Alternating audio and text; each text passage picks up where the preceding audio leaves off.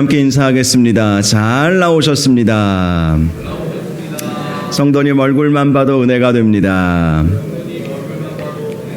사랑하고 축복합니다. 사랑하고 축복합니다. 보호하시는 하나님이라는 주제로 말씀의 은혜를 함께 나누겠습니다. 제리스 브라간이라는 사람이 작은 실수를 해서 미국 테네시주 교도소에 투옥되었다가 경험한 일이라고 합니다. 그가 운동 시간에 운동장에 있었는데요, 체구가 작은 젊은이 2명의 청년이 교도소 운동장을 이렇게 아무런 거리낌 없이 마음껏 활보하며 운동하는 것을 보게 되었습니다. 그가 알기로는 보통 교도소에는 덩치 큰 죄수들이 이 체구가 작은 그러한 죄수들을 괴롭히는 일들이 많이 있다고 들었는데, 어찌 된 일인지 덩치 큰 죄수들 앞에서 그 체구가 작은 두 청년이 늘 당당한 모습을 보이더라는 것입니다. 그래서 다른 죄수에게 왜 저 청년들은 저렇게 덩치도 작은데 이 덩치 큰 아주 험악하게 생긴 사람들 앞에서도 저렇게 당당한 모습을 보일 수 있냐고 물어보았습니다. 그러자 그 이유에 대해서 설명해 주었습니다. 저 청년들의 아버지가 이 테네시 주에서 아주 거대한 몸집으로 소문이 난 사람이라는 사실을 알려준 것입니다. 그런데 그 청년들의 아버지가요, 감옥에 간 아들들을 보호하기 위해서 자기도 일부러 어떤 실수를 저지르는 척하면서 경찰서에 붙잡혀가지고 교도소에 들어왔다는 것이지요. 교도소에 들어온 아버지는 다른 죄수들에게 너희들 내 아들 건드리면 내가 가만 놔두지 않겠다라고 했다는 것입니다. 그리고 아버지는 얼마 후에 죄가 경하기 때문에, 죄가 거의 없기 때문에 교도소를 나오게 되었습니다. 하지만 아버지가 교도소를 나왔어도 여전히 다른 몸집 큰 죄수들은 그 청년들을 어떻게 할 수 없었다고 합니다. 자기 아들들을 보호하기 위해서 일부러 감옥까지 들어온 아버지가 있었기 때문에 혹시라도 그 아들들, 그 청년들에게 해코지를 하게 되면 언젠가 모르게 또 감옥에 들어올 수도 있는 것 아니겠습니까? 다 그런 생각을 했기 때문에 아무리 험하고 덩치 큰 그런 죄수들이라 할지라도 그 청년들 덩치도 작고 어찌 보면 괘씸하죠. 아버지 뺑 믿고 저러나 뭐 이런 생각을 할 수도 있었지만 어떻게 할 수가 없었다는 것이죠. 아버지가 감옥을 나간 이후에도 그럴 수 있었다는 것입니다. 그날 저녁 이 제리스 브라간은 교도소 안에 들어가서, 자기 방에 들어가서 교도소 안에 성경책들이 놓여져 있지 않습니까? 성경책을 무심코 집어들었습니다.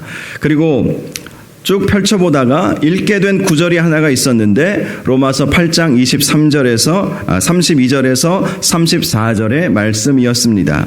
자기 아들을 아끼지 아니하고 우리 모든 사람을 위하여 내주신 이가 어찌 그 아들과 함께 모든 것을 우리에게 주시지 아니하겠느냐. 누가 능히 하나님께서 택하신 자들을 고발하리요. 의롭다 하시는 이는 하나님이시니 누가 정죄하리요. 죽으실 뿐 아니라 다시 살아나신 이는 그리스도 예수시니 그는 하나님 우편에 계신 자요 우리를 위하여 간구하시는 자시니라. 이 말씀을 읽게 된 것입니다. 이 말씀을 읽은 제리스 브라간은 조금 전에 들었던 그 청년들의 아버지 생각이 났습니다. 그러면서 한 가지 깨닫게 된 것이 있었습니다. 하나님이라는 분, 예수님이라는 분이 바로 저 청년들의 아버지 같은 분이시구나, 이런 생각이 갑자기 깨달아진 거예요. 물론 성령님께서 그에게 그러한 깨달음을 주셨던 것이겠죠. 예수님을 가만히 생각해 보니까, 또 하나님을 가만히 생각해 보니까 감옥과 같은 이 세상, 실제로 그는 감옥에 갇혀 있지 않습니까? 그리고 이 세상도 어찌 보면 감옥과 같은 불편하기 짝이 없고 또 고생스러운 이 세상에 아버지이신 그분께서 들어오신 거예요. 그리고 예수 그리스도를 믿기만 하면 하나님의 자녀가 되게 만들어 주신 것이죠. 그것이 갑자기 깨달아졌다는 거예요. 하나님의 사랑이 그렇게 크시구나. 내가 하나님을 믿기만 하면 든든한 아버지가 나에게 백이 되어주시겠구나. 이런 생각을 하면서 그날 밤에 예수님을 마음으로 영접하고 하나님의 자녀가 되었다고 합니다. 빌립보서 2장 6절에서 7절을 보면 예수님에 대해서 이렇게 말씀하고 있죠. 그는 근본 하나님의 본체시나 하나님과 동등됨을 취할 것으로 여기지 아니하시고 오히려 자기를 비워 종의 형체를 가지사 사람과 같이 되셨고. 예수님은 어떤 분이십니까? 하나님의 본체셨다라는 거예요. 우리는 성부, 성자, 성령 삼위일체 하나님을 믿습니다. 예수님은 참 인간으로 이 세상에 오셨지만 동시에 참 하나님이시죠. 그 하나님이 그 하나님과 동등됨을 취할 것으로 여기지 않으시고 자기를 비워 종의 형체를 가지사 사람들과 같이 되어 주신 거예요. 이 세상에 내려오신 것이죠. 사람이 되어 주신 거예요. 그래서 우리를 대신해서 십자가 지시고 우리의 죄를 용서하여 주시고 우리를 하나님의 자녀가 될 수 있도록 인도하여 주신 것입니다. 저와 여러분이 믿는 예수님이 바로 그런 분이심을 항상 기억하시기를 바랍니다.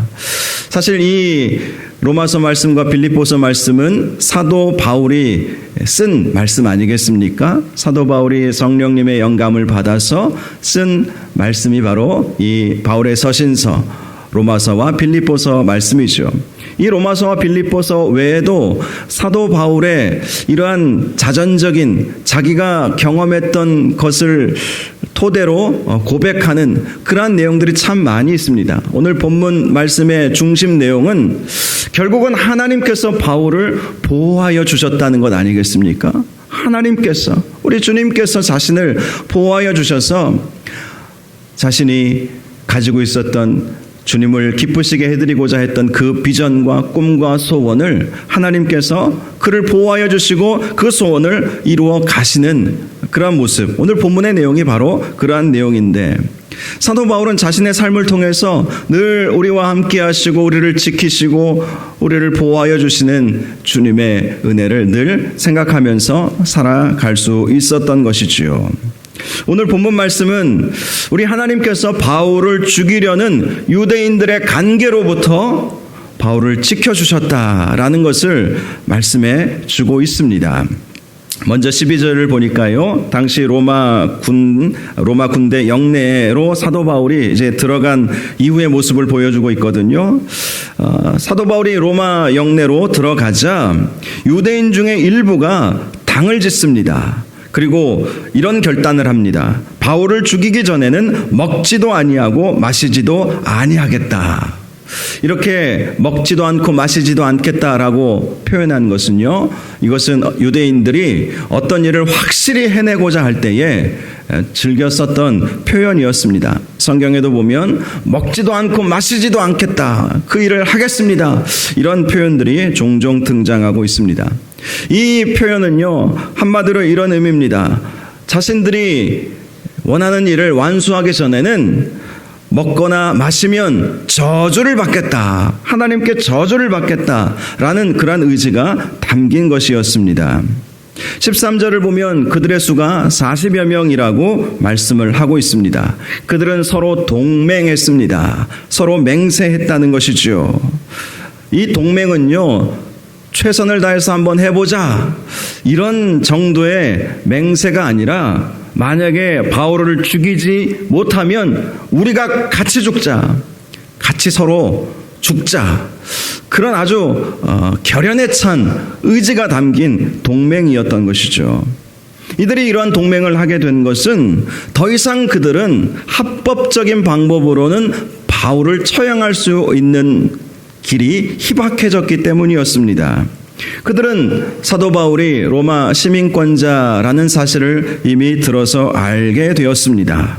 또 그들 중에 지난주에 살펴본 것처럼 바리새인들 중에 일부가 바리새인 출신이었던 사도 바울에게 호의적인 반응을 보였던 것도 다 보았습니다.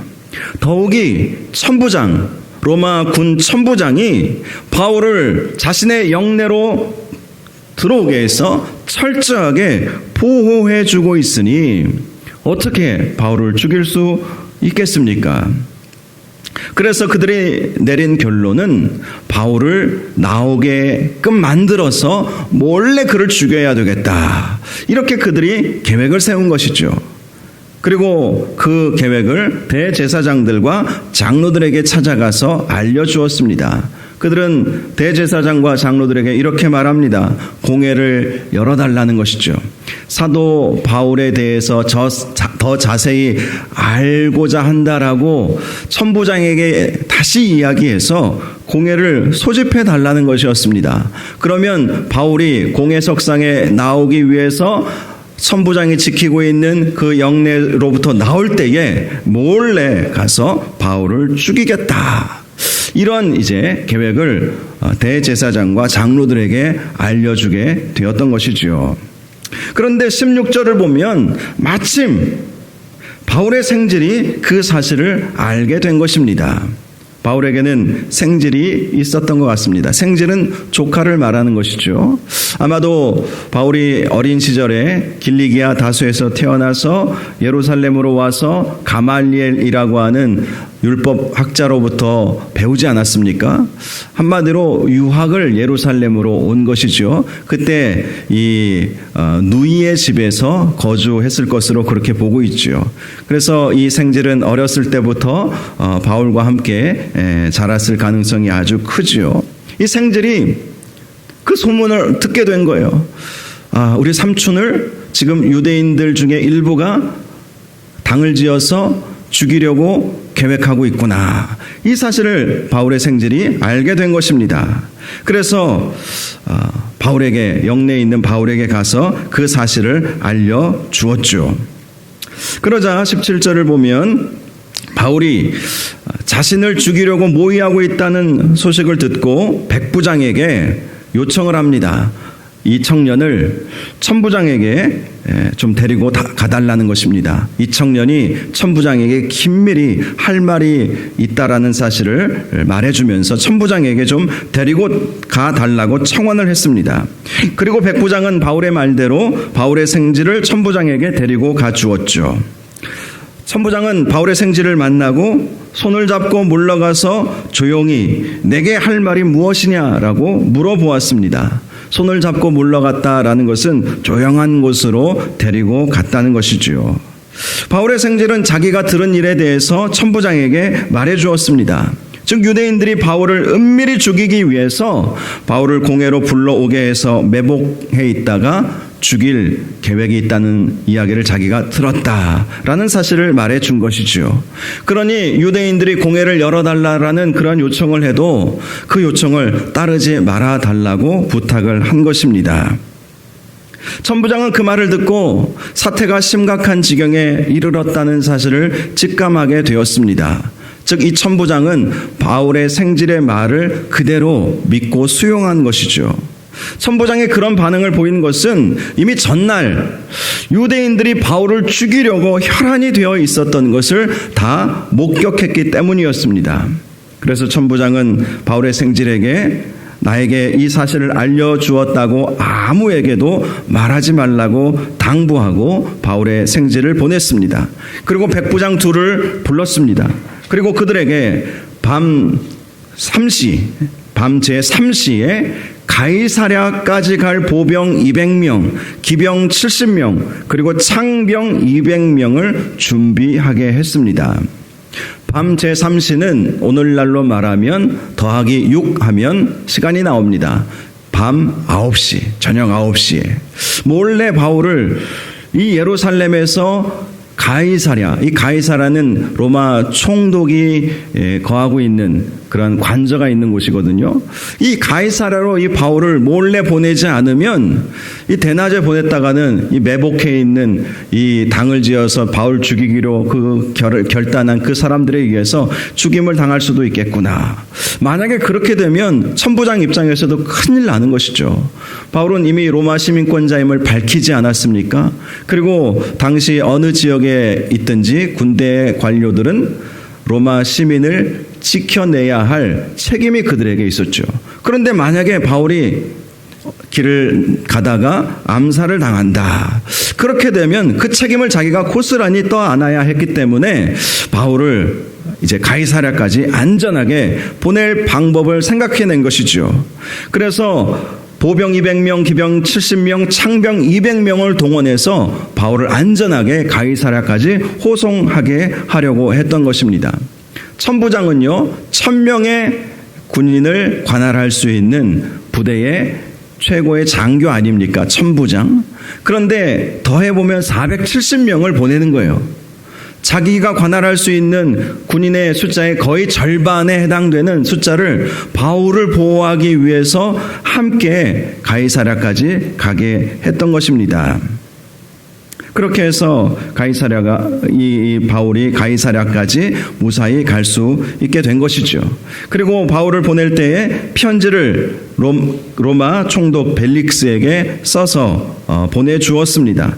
그 편지의 내용은 그동안 자기가 경험했던 것이었죠. 먼저 바울이 유대인들에게 잡혀 죽게 된 것을 그가 로마 시민인 줄 알고 군대를 거느리고 가서 구원해 주었다는 것입니다. 물론 이 말은 반은 맞고 반은 틀리죠. 바울을 구원해 준 것은 맞지만 로마 시민인 줄 알고 간 것은 아니었죠. 나중에 가서 보니까 그가 로마 시민이었다는 사실을 나중에 알게 된 것이죠. 이것은 의도적으로 로마 총독 벨릭스에게 칭찬을 받고자 하는, 내가 이렇게 로마 시민을 위해서 충성했습니다라는 칭찬받고자 이렇게 약간의 이러한 트릭을 썼던 것으로 볼 수 있죠. 천부장은 계속해서 편지를 쓰기를, 이 유대인들이 바울을 왜 고발하는지 알고자 해서 유대인의 공회로 바울을 데리고 갔더니 그 고발하는 내용이 다 그들의 율법에 관한 문제였음을 알게 되었다는 것입니다. 그리고 대신 바울에게는 죽이거나 결박할 만한 사유가 없다는 것을 발견했습니다. 그런데 바울을 해하려는 관계가 있다는 말을 누군가가 해주어서 아무래도 이 사람을 당신에게 보내는 것이 좋겠다고 판단을 하여서 당신에게 보낸다는 것이죠. 그리고 이 사람을 고발하는 이 유대인들에게는 총독에게 가서 이 문제를 해결하라고 그렇게 말해 주었다라는 편지의 내용을 써서 보낸 것입니다. 물론 바울을 보내고 나서 어느 정도 안전한 거리로 갔다고 느껴졌을 때, 판단되었을 때 유대인들에게 아마 그 사실을 알렸겠죠. 그 다음날 아침에 알리지 않았을까, 이렇게 추측해 볼 수 있습니다. 31절을 보면 천부장의 명을 받은 200명의 보병이 밤에 바울을 데리고 안디바드리까지 가게 되었습니다. 안디바드리는 예루살렘에서부터 약 50km 정도 떨어진 곳이었습니다. 한마디로 밤새, 밤 9시에 출발해서 밤새 유대인들의 간계를 피해서 안디바드리까지 가게 되었던 것이죠. 그리고 그 다음 날에는 보병들은 돌아가고 70명의 기병이 이제 말을 타고 가이사랴까지 바울을 호송해 주게 되었던 것이지요. 안디바드리에서 이 보병이 돌아간 것, 아마 창병도 같이 돌아가지 않았을까 싶은데요. 돌아간 것은, 그곳까지 가면 더 이상 유대인들이 뒤쫓아오지 못할 것이다. 그리고 이제 말을 탄 기병을 통해서 바울을 가이사랴까지 데리고 갈 수 있기 때문에 다시 이 보병과 창병은 예루살렘으로 돌아가게 되었던 것이지요. 34절을 보면 바울을 호송한 기병들은 가이사랴에 들어가서 벨릭스 총독에게 먼저 편지를 보여주었습니다. 그리고 바울을 그 앞에 세워주었습니다. 총독은 그 편지를 읽은 후에 바울에게 물어보았습니다. 너는 어느 영지 사람이냐? 총독이 어느 영지 사람이냐고 물어본 이유는 그가 속한 지역에 따라서 재판의 관할권이 달라질 수 있었기 때문이었습니다. 당시 로마 제국 하에는요, 로마 황제가 직할 통치하는 곳이 있었고, 원로원이라고 하는 고위급 관료들, 이 원로원에 소속된 고위 귀족이라고도 할 수 있죠. 그 사람들이 통치하는 그러한 관할권의 지역이 있었습니다. 그래서 그 사실을 먼저 물어본 것이죠. 어느 지역이느냐에 따라서 내가 이 재판을 관할할지 아니면 다른 곳으로 보내야 할지 결정해야 했기 때문이죠. 그러자 바울은 자신을 길리기아 사람이라고 말해 주었던 것이지요. 이 길리기아는 로마 황제의 직할 통치 지역이었습니다. 그래서 벨릭스 총독은 이 문제는 내가 지금 해결해야 될 문제구나 라는 사실을 알게 되고 바울에게 말합니다. 너를 고발하는 사람들이 오거든 내가 그 말을 들으리라 라고 하면서 바울을 헤롯 궁에서 지키도록 그렇게 했다라는 것이 오늘 본문의 내용이죠. 당시 헤롯 궁은 그 이름 그대로 헤롯 대왕이 만든 궁이었습니다. 이 헤롯 대왕이 가이사랴라는 도시를 황제를 위해서 지어 바친 이후에 자기가 그곳에 살고자 지은 아주 큰 궁이었죠. 그런데 훗날 헤롯이 죽고 또 이스라엘이 그의 아들들에 의해서 분할 통치가 되자 이 헤롯 궁은 로마 총독의 관저가 되었고 로마 군의 본영이 되었습니다. 그래서 바울을 헤롯 궁에서 지키게 해 주었다라는 것은 바울을 철저히 보호해 줄 수 있도록 해 주었다라는 것을 말씀하는 것이죠. 보통 총독 앞에 선 죄수들은 그 헤롯 궁에 있는 감옥에 들어가야 했을 것입니다. 그런데 이 총독은 바울을 감옥에 쳐넣지 않았어요. 왜냐하면 이미 천부장이 편지를 보내주지 않았습니까? 조사를 해보니 이 문제는 지금 유대인들의 율법에 관한 문제이고 이 바울에게는 죄가 없음을 자기가 알게 되었다. 그렇게 말해 주었기 때문에 감옥에 집어넣지 않고 헤롯 궁의 한 방을 그에게 주면서 로마 군인이 지키도록 그렇게 해 주었던 것이죠. 이렇게 해서 사도 바울은 나중에 로마 황제에게 상소해서 로마 황제에게 가기 전까지 2년 동안 유대인들이 바울을 아무리 죽이려고 해도 이 헤롯 궁에서 로마 총독이 군인을 동원해서 철저하게 지켜줌으로 끝까지 보호를 받을 수 있게 되었던 것입니다. 오늘 말씀은 지난주에 성령님께서 바울에게 이런 말씀을 해주시지 않으셨습니까? 담대하라. 네가 예루살렘에서 나의 일을 증언한 것 같이 로마에서도 증언하여야 하리라. 이 말씀을 사도 바울에게 성령님께서 해주셨는데 그 말씀을 이루시기 위해서 하나님께서 역사하고 계시는 것을 우리에게 보여주고 있습니다. 당시 400여 명이나 되는 동맹한 유대인들이 바울을 죽이려고 혈안이 되어 있었지만 하나님께서 바울을 책임지시고 지키시고 보호하여 주셨다는 것이죠. 많은 사람들이 본문의 내용을 보면서 참 바울은 운이 참 좋다 이렇게 생각할 수 있을지 모르겠어요. 마침 바울의 생질이 바울에 대한 음모 소식을 듣게 되었고 또 천부장이 마침 또 선한 마음이 들어서 바울을 정말 철저하게 보호해서 밤 9시에 그 군인 470명을 동원해서 가이사랴까지 보내주었고 또 마침 이 바울이 길리기아 다소 출신 아닙니까? 또 거긴 또 로마 황제의 직속 통치 지역이에요. 그러니 총독이 이 사람은 내가 재판을 해야 되겠구나 그렇게 생각을 하고 바울을 지키도록 로마 시민이었던 바울을 지키도록 그렇게 해준 것. 이 모든 것이 참 우연히도 마침 참 일이 잘 풀리려면 또 이렇게도 풀리는구나. 그렇게 생각하기 쉽지만 그러나 결코 그렇지 않습니다. 하나님의 역사에 우연은 없죠. 하나님이 다 계획하신 것입니다. 하나님이 섭리하시는 거예요. 하나님께서 바울을 보호하시고 바울을 로마까지 안전하게 갈 수 있도록 모든 과정을 인도하여 주신 것입니다. 우연히 이루어진 일이 아니라는 것이죠. 마침 바울의 생질이 들은 것이 아니라 하나님께서 바울의 생질에게 듣게 만들어 주셨던 거예요. 그리고 천부장의 마음에 감동을 준 것이죠. 사실 로마 시민이라 할지라도 이렇게 몰래 사람들이 죽이는 일이 이 바울뿐만이었겠습니까? 세계 곳곳에 로마 시민이 뭐 한둘도 아니고 로마 제국 하에 있는 그런 영토 속에서 얼마든지 밀란도 일어나고 또 로마 시민에 대한 악감도 생겨날 수 있는 그런 얼마든지 그런 상황들이 있지 않습니까? 그래서 사실 천부장이 바울을 이렇게까지 보호해서 가이사랴로 내려보내주지 않아도 되는 상황이었어요. 그런데 어찌된 일인지 이 천부장의 마음이 감동을 받은 것이죠. 바울을 보호해 줘야 되겠구나. 바울은 무죄한 사람인데 이 바울을 그대로 유대인들에 의해서 죽게 하면 안 되겠구나. 이 생각이 이 천부장에게 들었다는 것은요, 그것은 성령님께서 그 생각을 불어 넣어주신 것 아니겠어요? 마침 그런 생각이 들은 것이 아니라 성령님께서 역사하여 주신 거예요. 그리고 역사를 주관하시는 하나님은 바울을 길리기아 다소에서 태어나서 로마 황제의 직할도시 출신으로 하나님께서 이미 모든 과정을 선하게 인도하시기 위해서 모든 것을 합력하여 지금 선을 이루어 가주셨던 것이지요.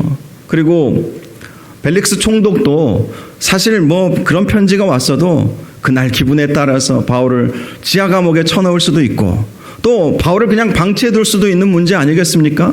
그래, 재판 될 때까지 너는 내가 부르면 그때 와라. 뭐 그렇게 반응해도 되지 않아요? 그런데 헤롯 궁에서 그를 지키게 한 것도 하나님께서 이 벨릭스 총독의 마음 가운데 바울을 지켜내야 되겠다, 지키도록 해야 되겠다, 그런 마음을 불어 넣어주셨기 때문 아니겠어요? 역사를 주관하시는 하나님의 섭리로 인해서 바울이 유대인의 관계로부터 그의 목숨을 지켜낼 수 있었던 것을 오늘 본문이 우리에게 말씀해 주고 있는 것입니다. 그렇습니다. 하나님은요, 하나님의 자녀를 지키시고 보호하시고 책임지시는 분이시라는 것을 우리가 꼭 믿어야 한다는 것이죠. 이 사실을 꼭 믿으시기 바랍니다.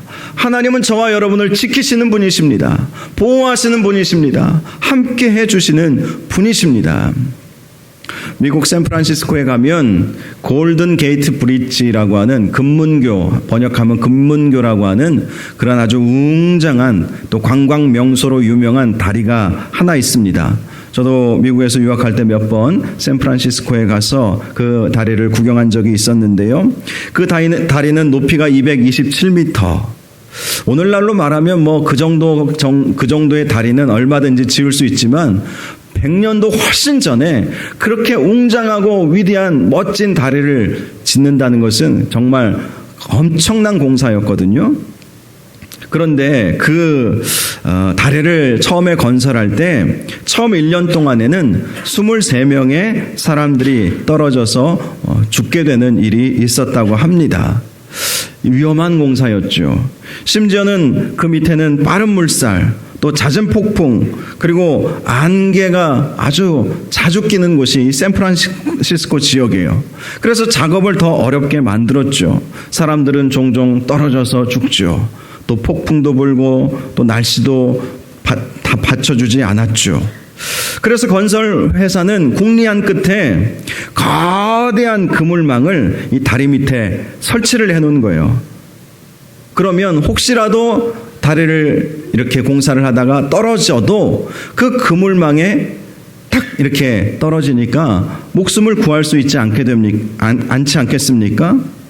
그리고 실제로 그때부터는 이 샌프란시스코에 있는 이 금문교를 건설하면서 떨어져 죽는 사람은 나오지 않았다고 합니다. 그런데 더 중요한 것은 공사가 훨씬 더 빨리 진행이 되었다는 거예요.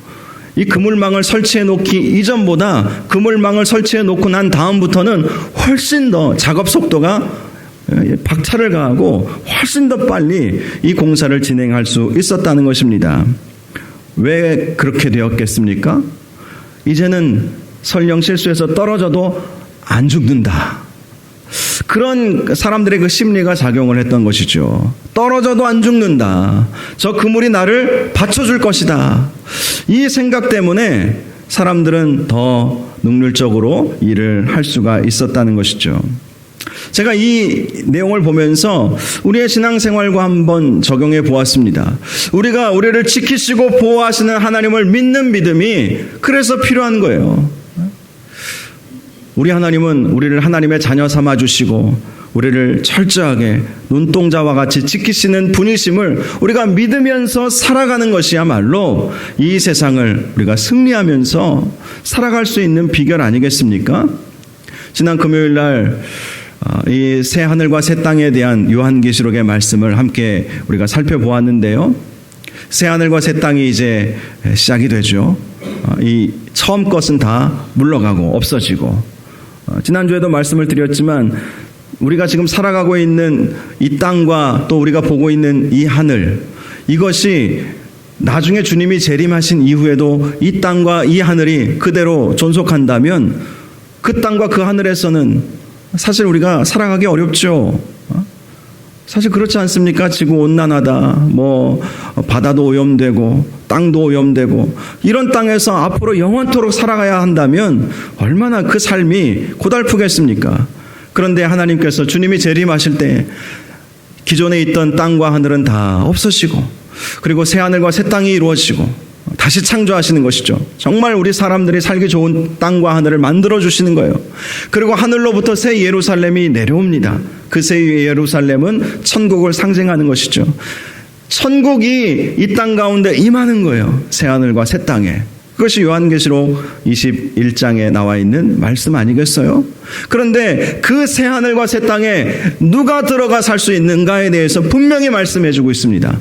이기는 자가 들어갈 수 있다는 거예요. 이기는 자, 유혹과 핍박을 이겨내는 자, 끝까지 믿음 지켜내는 자가 그 새 하늘과 새 땅에서 하늘로부터 내려온 그 천국 안에서 우리가 살아갈 수 있게 된다는 것을 우리에게 분명히 말씀해 주고 있다는 거예요. 여러분, 그렇다면 누가 이겨낼 수 있겠습니까? 우리가 힘이 있습니까? 능력이 있습니까? 우리 스스로는 결코 이길 수 없어요. 유혹과 핍박 앞에서 당당하게 우리가 맞설 수 있습니까? 우리의 힘으로는 그것을 감당하기가 어렵습니다. 그러나 이길 수 있는 방법이 있죠. 든든하신 우리 하나님이 나와 함께 계신다라는 사실을 믿는 사람. 나는 비록 힘이 없고 연약하지만 우리 주님께서 철저히 나를 보호하여 주시고 눈동자와 같이 지켜주시고 역사를 주관하시고 사람들의 마음에 감동을 주셔서 나를 지키시고 보호하여 주신다. 그 하나님이 나의 하나님이다. 이 사실을 믿는 믿음이 정말로 중요한 것입니다. 그래야 이겨낼 수 있어요. 그래야 승리할 수 있는 것 아니겠습니까? 사도 바울을 이렇게 지켜주신 것은 하나님의 은혜요, 하나님의 간섭함이었습니다. 저와 여러분의 삶에 있어서도 우리 하나님은 반드시 동일한 은혜를 허락하여 주실 것입니다. 우리를 지키시고 보호하신 하나님이 저와 여러분의 하나님이심을 꼭 믿으시기를 주님의 이름으로 축원합니다. 시편 91편 9절 10절에 보면 이렇게 말씀하고 있어요. 네가 말하기를 여호와는 나의 피난처라 하고 지존자로 거처를 삼았으므로 화가 내게 미치지 못하며 재앙이 내 장막에 가까이 오지 못하리니. 우리가 늘 고백해야 할 것은 여호와는 나의 피난처이십니다. 나의 숨을 바위가 되어주십니다. 나의 요새가 되어주십니다. 다윗이 늘 그런 고백을 했던 것 아니겠습니까? 그러니 사울로부터 그 모진 핍박과 이 죽을 고비를 당했음에도 불구하고 하나님께서 그를 철저히 보호해 주신 것이죠. 이 다윗의 고백인 거예요. 여호와는 나의 피난처라.